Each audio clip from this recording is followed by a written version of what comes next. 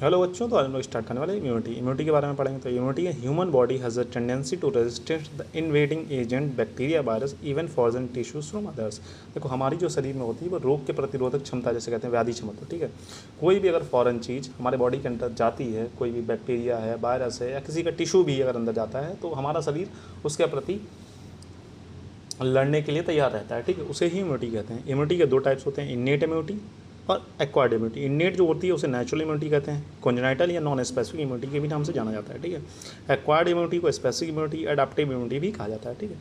अब बात करेंगे एक्वायर्ड इम्यूनिटी। एक्वायर्ड इम्यूनिटी दो टाइप की होती है, active acquired immunity, passive acquired immunity. Active acquired immunity फिर further two type, active natural और एक्टिव आर्टिफिशियल। आर्टिफिशियल वैक्सीन के द्वारा होती है, ठीक है। एक्टिव नेचुरल की बात करें तो एक्टिव में फिर दो टाइप्स आते हैं, ह्यूमोरल और सेल मेडिएटेड, ठीक है।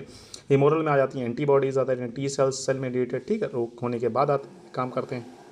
इसका करेंगे पैसिव एक्वायर्ड में नेचुरल और आर्टिफिशियल। मात्रा मतलब माता से बच्चे में आईजीजी, जैसे आईजीजी वगैरह माता से बच्चे में प्लेसेंटा के थ्रू ट्रांसफर हो जाते हैं, ये हो गई आपकी नेचुरल में, पैसिव में।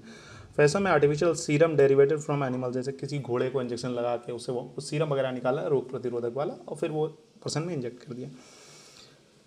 एक्टिव एक्वायर्ड इम्यूनिटी के दो टाइप्स हैं जो फर्दर्स मैंने वहाँ पर आपको समझाए थे। एक होता है सेल मेडिएटेड इम्यून सिस्टम, एक होता है एंटीबॉडी मेडिएटेड इम्यून सिस्टम। तो सेल मेडिएटेड इम्यून सिस्टम वो टी सेल्स के ऊपर काम करता है, T helper, T killer, T suppressor, T memory, ठीक है।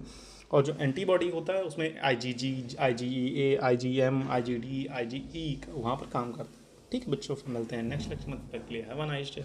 पढ़ते हैं, मस्त रहें।